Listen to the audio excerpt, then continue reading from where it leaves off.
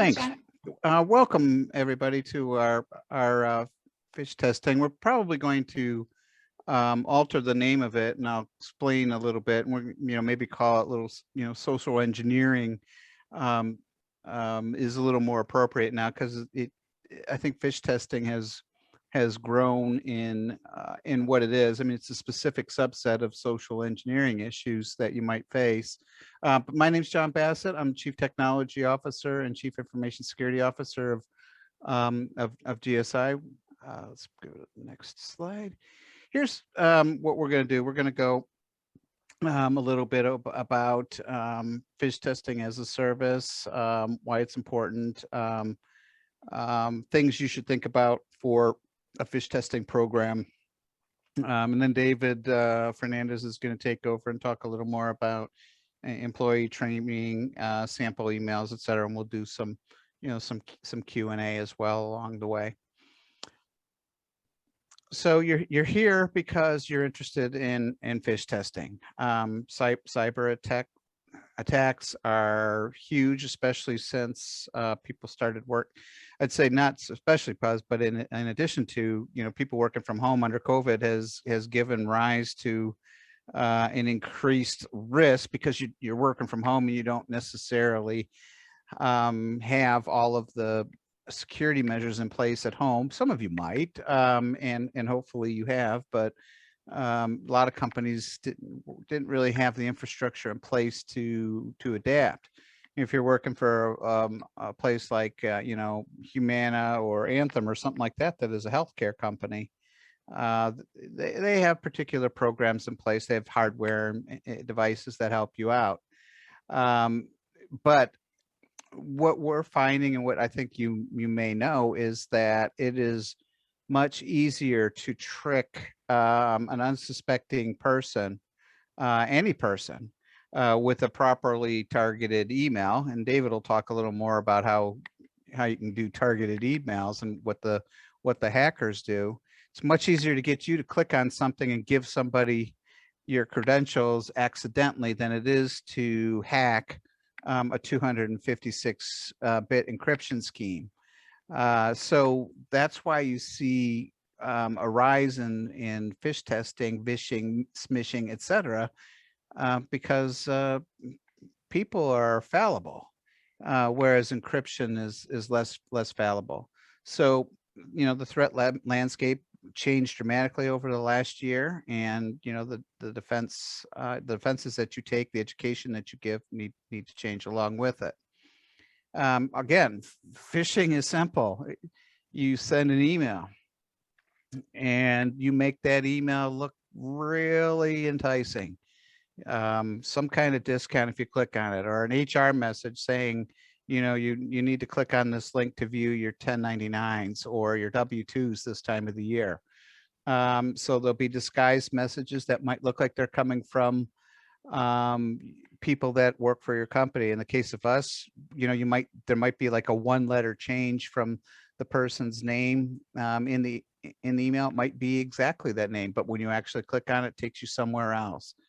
And when you click on it, many things can happen, and often they aren't blatant. Like ransomware could be blatant. It's like you click on, or excuse me, a Trojan is blatant. You click on it, boom, but you're hit right then and there. But most places are sneakier than that. You click on it, and you don't necessarily know that anything's happening, while that you've inadvertently placed some software in the background on your computer that allows them to start gathering data. And they're patient. They might wait a month, they might wait 2, they might wait 6 months, they might wait a year before they decide to make a concerted effort. They put their code in place and try to gather as much information about you as possible. Maybe they don't even want to know much about you. Maybe they just want to know a little more about your company, or the president of your company, or the CFO of your company, and they're just using you as a way to get to the people that they really want to target. Or maybe they just want to get on your network, and you have enough privileges, or at least enough privileges that they can escalate their privileges to do their dirty deeds.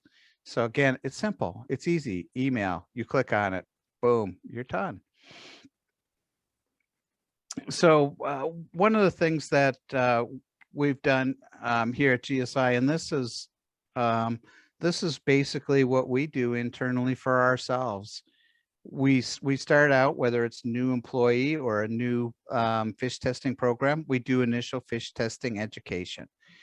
We assume nothing at this point, just that people need to see some tests or videos or need to read some things about what to click, what not to click. Okay, so you get your initial education, but then you got to find out how well you're doing. So you create these custom and maybe even some stock phish testing campaigns. The software providers that produce the phish testing campaigns will have some stock things for you.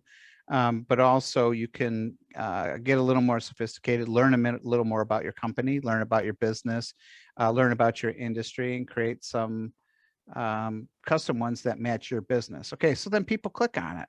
They click on an email accidentally that you sent as a test. Well, at that point in time, you can go to the remediation training. Say, all right, you've clicked once. Here's a 3-minute video that you need to watch as a result of clicking on it. Now, if you've clicked 4 or 5, the remediation training may start becoming more intense. The feedback and analytics that comes under step 4 might be that the IT manager and or the HR manager is informed of who's clicking and what, and perhaps you have to, go in and talk to the HR department and say, hey, you're risking the company here by clicking on it. So the feedback and analytics is, what are people doing? What's the training look like? What does an individual's personal score look like? And this was me. Look at me. I have CTO in my name, so I'm in my title. So people target me. I'm right in between green and yellow. That means I've clicked on 1 or 2. Mr. Fernandez creates the phishing campaigns for us, and he's tricked me. Very good. He's very good at his job. And I then had to go through remediation training. The one that got me was I was in a hurry and I clicked on a link inside of my phone, and that got me. So now because I don't have a good way, you can click on a link on the phone, but you have to hold it down to see the link on Android phones, and I don't want to do that. So I just never click on a link in my phone unless I am 1000% certain that it's okay to click on it, which is almost never the case. So I just stopped clicking on emails. Like the iPhone, my understanding is it's a little easier to see links on phones to know if they're okay than the Samsung phones. But that said, I've just adopted my own personal policy. I don't click on links sent that I view on my phone via email. So this is how some of the initial education goes. You'll receive upfront phish testing education, and then also ongoing, and that is scheduled either generally speaking monthly. You'll get a new video.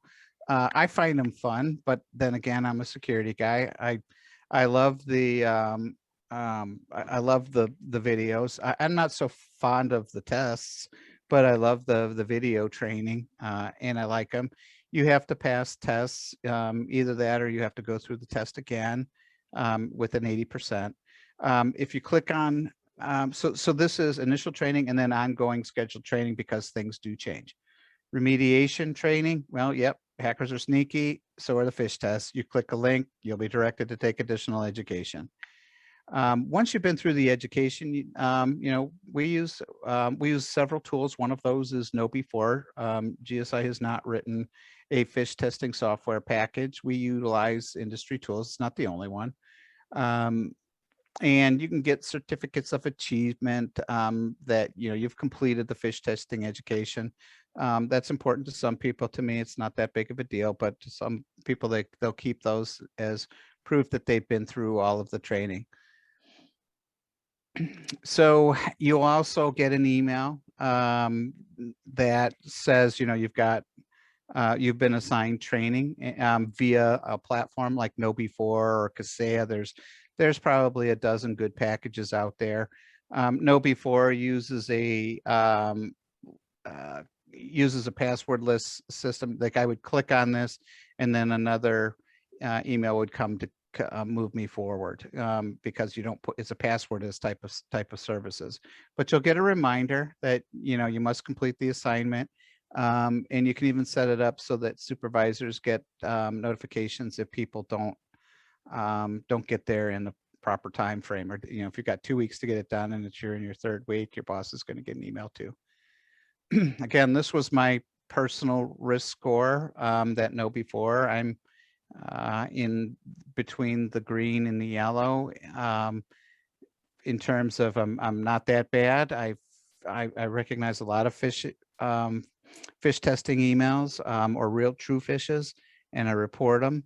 That's the other thing is if you use like Outlook, there's a plugin that you can record that, you know, if you're seeing a phish email, you can record it as a phish, and then the company can track, you know, who's reporting phish versus doing nothing. Like you could just do nothing, right, and delete it, but then ITHR doesn't really know the truly how many people are recognizing the phish test, and that's a valuable number as well. You get an email and you delete it, the company learns nothing. You get an email, you report it as a phish, you get some metrics as to who truly recognizes it as a problem. Of course, if you click on it, it makes this number worse. So, and there's some, you know, leaderboards inside the platform. Shows you, you can have various groups, you know, here, and you can see that the GSI infrastructure as a service team has been through all of their training. There's some people not, you know, maybe not getting through everything. So you have leaderboards to track who's doing what, more of a thing for HR, or if your IT manager is managing it for them.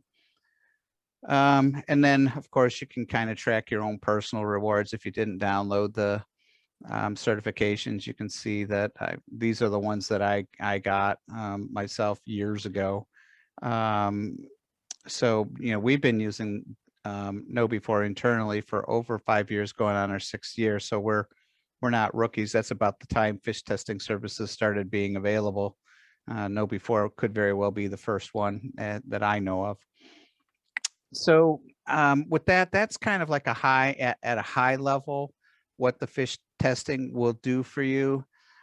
David's going to get in a little lower level and just show you some of the templates, some of the tools, and he's the one that implements our phish testing services. And you know, he's got a lot of background in security. He's got a SOC certification as well. So he's been working on nothing but security for a few years. David, do you want to take over? Yes, thank you very much. And hello, everybody. My name is David Fernandez, and I'll see if I can give you a quick overview of what the offering would be, and some of the things, how simple this could be to create, and how easily we can fall into a bad situation. And a couple of things that we do. The tool that we're using here that we're demonstrating is the KnowBe4. This is the dashboard that your admin would work, and this is where I would usually do my work. You can have your templates, the system templates, or community. The provider would give us a system templates of, you know, what's the current phishing scheme for COVID-19, for example, or the Amazon gift cards, or some other thing that's being spread out there, but we kind of get it in-house because it's being exposed by others. So we kind of warn, and then we're able to educate our user base with those tools. But in this case, I'm going to create a real quick template. Go to the next one. And then I'll get to my my template here. I'm going to create a brand new one. And we'll call this one Proofpoint. And Proofpoint is a very valuable tool that's used by many organizations. And here I'll just start typing in the name of my phish on top. And I'll create emails, the to and from. So it kind of, I'm giving it authentic look and feel to it as well. And even the subject line, this is the way it's going to show up in your email. So this wizard is pretty intuitive in how it works, because this is how you would see it on the other end. The next screen, please. And here's a sample of the quasi-finished product. As you see, the header piece, that's a Proofpoint would you anticipate to see from proof points? Like, yeah, I recognize this header, because that's how you would get a warning from Proofpoint that you had a virus come in, or they capture something and they want to see if you want to release it. And you have the name, first name and last name, it will be yours because it comes in, it's going to read you from your Exchange account and put you in there. Next shot, please. This is further down into the wizard. You see, okay, it's showing who's going to come from. Is in this case, William Cashman. He's with GSI here as well. His name is misspelled here because there's 2 N's on his name here. His real name doesn't have 2 N's, and there's other mistakes in his name there. He's also our CFO and an owner. So if somebody sees this email from him, they're going to look. You know, they're more likely to click on this. Just wanted to bring that up. Exactly. Thank you. Yes, because this familiarity, because you're familiar, is like, oh yes, this is Mr. Cashman. Let me open his, approve his email. My goodness. And this is where the familiarity breeds into, I'm going to make a mistake. So this is kind of the rest of our wizard. We'll fill it out. Then at the bottom, we'll put our landing page and all that. Okay. Then go to the next one. And then this would be a delivered email. This is just what you would see before you sent it out. It's going to show the from, the to, a subject. And then you have the header piece and, oh, my name is in there, the quarantine. This is kind of the format you would accustomed to see from a Proofpoint email. Okay, next shot, please. And now I'm creating the phishing campaign because I just created a template. This is what I'm going to be emailing everybody. So in here, you get to pick your campaign. You want all users? Do you want to target specific groups? Because you would create a group for your administrators, your management, for your warehouse, for any kind of group you want to pick. You can group them together and send emails to that group. So it'd be something that would be particular to them. It'd be something that would make sense for them to receive these kinds of emails. Otherwise, you just broadcast everybody, give everybody a shot at it. And then you could say, I want to send my emails over a duration, a time, a date, you know, how often you want to do this, repeat. You know, you have a lot of variety or a lot of options within the campaign. Next shot, please. And here's further down on the screen. You'd also say what days. You say, okay, on Mondays we send out timesheets. So I just want to send this email out on a timesheet. So you can be very crafty in how you submit this. So you make it familiar to people. It's like, yeah, if I get a timesheet on Thursday, I'm not going to open that. I know. So you try to make it, you know, as realistic as possible. And again, we have, you know, more of the configuration here, the landing page, any other thing you want to add into your email, you can put it right in there. Next, please. Then at the bottom, we'll just hit the big create button, and it takes about 10 minutes, and your email will be going out the door. When we set this up, we have to work with your Exchange administrator or your email administrator, because they need to provide us a door so we can come in and send these. So it's, you know, we can try to make it as realistic as possible. Then after 10 minutes, emails should go back out. Next, please. Then this will be the email that arrives in your inbox. Wow, that looks pretty familiar. It's like, oh, Proofpoint admin. This is the format. It shows external sender because it came from outside the world. So, okay, there's nothing unusual up to here. There's no, you know, red flags telling me be careful with this thing yet. Next screenshot. You open the email. Again, we're very familiar. This is, hey, just came in from Proofpoint. Hey, it shows our company name in there. It shows the who, that's me. It's got my name on it. This is authentic. And then we have the person it came from. You say, William Cashman. Oh, he's very important. Let me approve, because this must be a real thing, right? I can approve this email. So if I go ahead and hit approve on that action box there, the next screen comes up. Oh, you just got phished. So this one, in this case, the landing page, this is all fake. Obviously, this is, you know, presented by us as, you know, the testing. This is a ransomware screenshot similar to something you would see in the real world. And you'd have a problem here. So that's how easy you could fall into that, going from an email that you're very familiar with to here. And now you've compromised your business.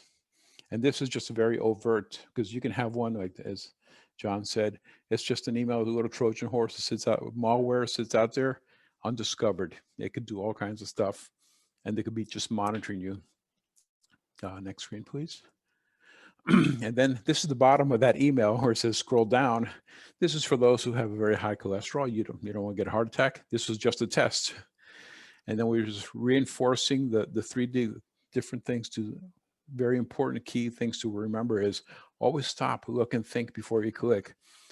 Look around at the email. Is it familiar? Is this correct? Look for suspicious things. We just want people to slow down and read. Don't just start clicking on stuff, because that's where we get in trouble. We're all so busy. And as John mentioned, on your phones, that's our biggest. We're on our cars on our phone, and we're checking emails. Can you miss these warning signs? Yeah, you could.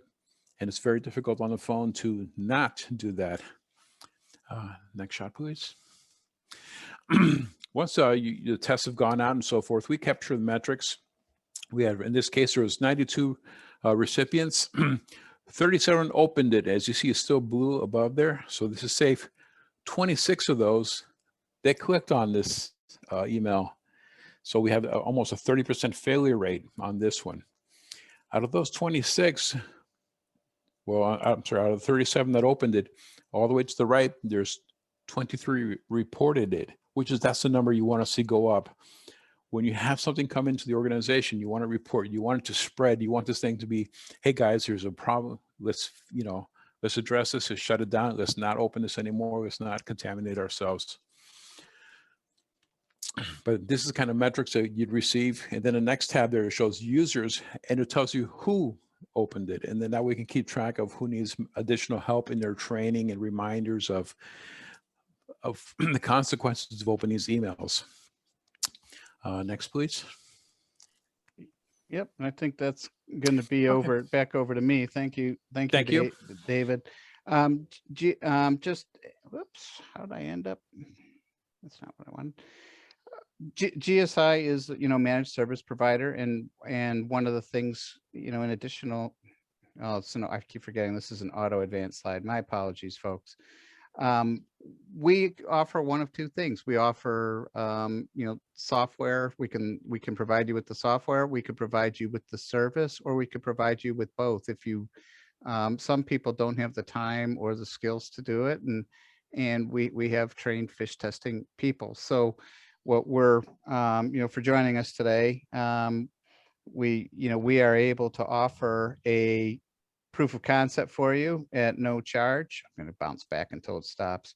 And we'll do a phish testing campaign for you as a proof of concept. So if it is something that is of interest to you, contact myself or Brooke or David, and one of us will reach out to you.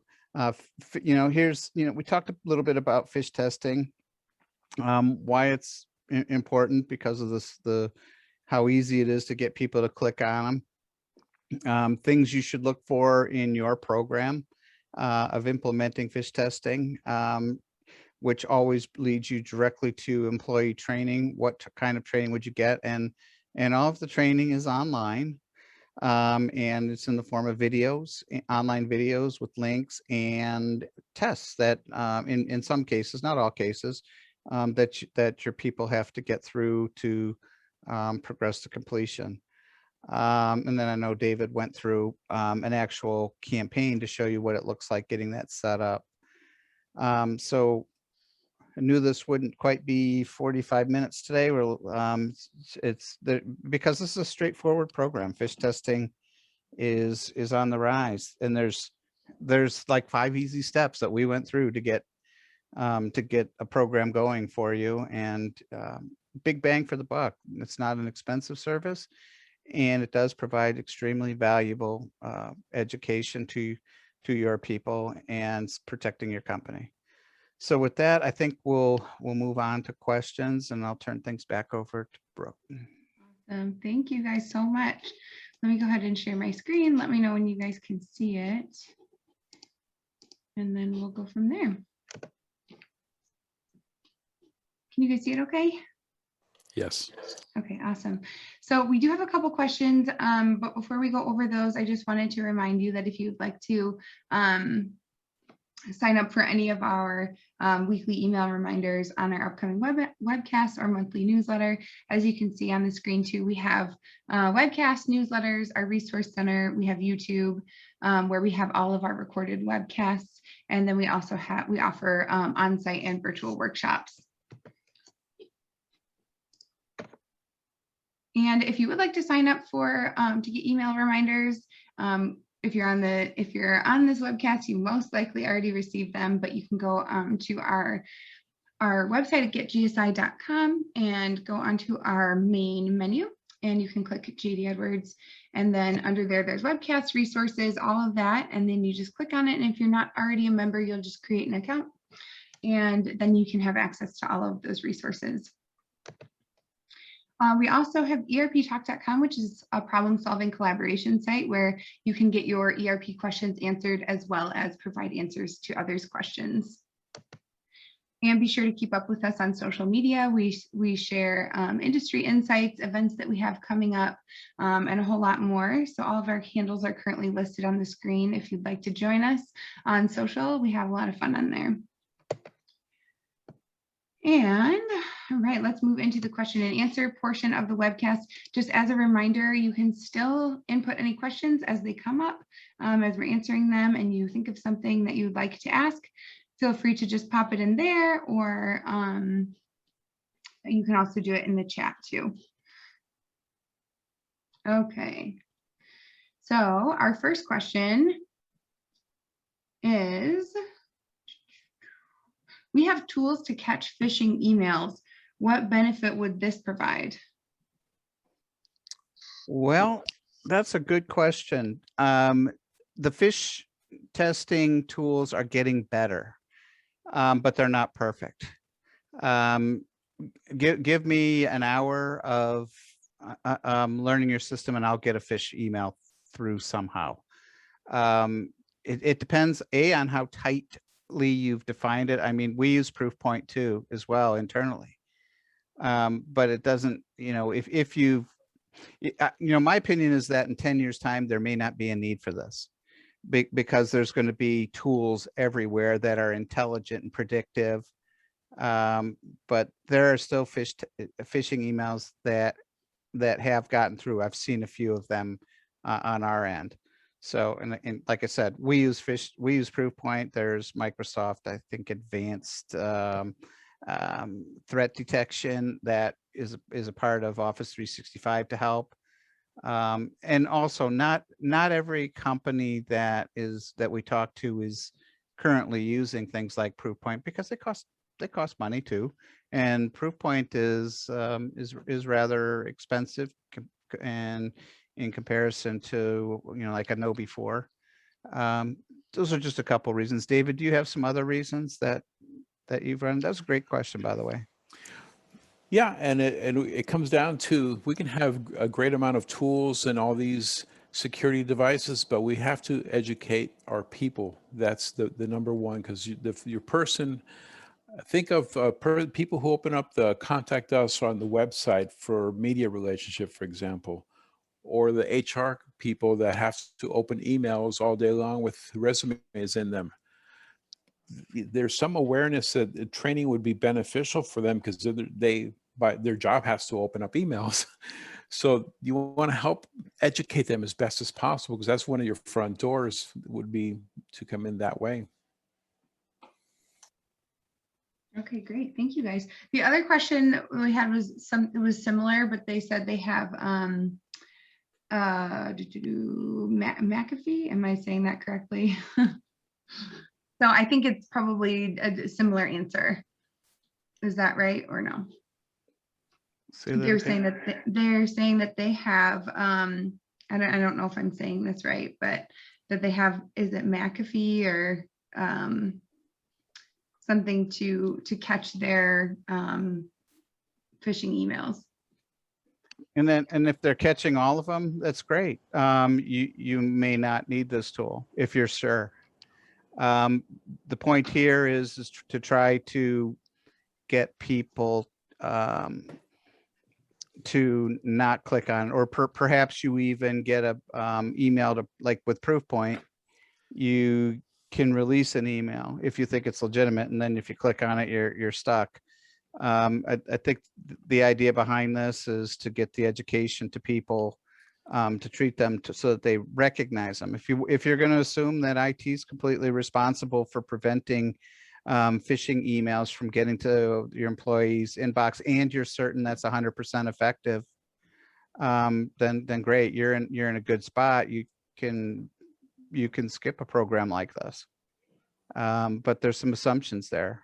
A assumes the McAfee or whatever it is forward thinking. And, and we switched to tool, we switched from Sophos to SentinelOne and Proofpoint to give us the predictive behavior, to detect bad behavior over known vulnerabilities, and it helps. But, I still get one or two every once in a while making it through.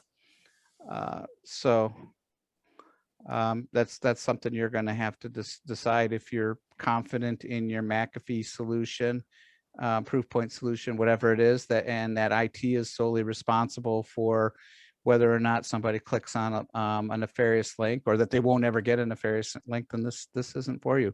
That hasn't been our experience, though, even with some good tools.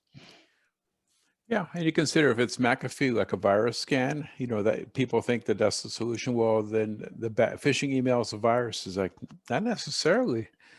There could be other stuff embedded, especially if it's 0-day. McAfee won't help at that point. Okay, great. Let me just see if there are any other questions that popped up. Okay, I think that's it, guys. Thank you so much. I really appreciate it. And we want to thank all of you for joining us today. You will be receiving an email with a link to our resource center, where you can access a copy of the presentation as well as a recording from today's webcast. And after, we will do the drawing for the $25 Amazon gift card. And if you do have any follow-up questions for myself, John, or David, there is a contact email currently listed on the screen, as well as a phone number, and we will make sure that we get back with you. Again, thank you, John and David, and everybody for attending. We hope you guys have a great day. Thank you. Thanks, everybody, for joining.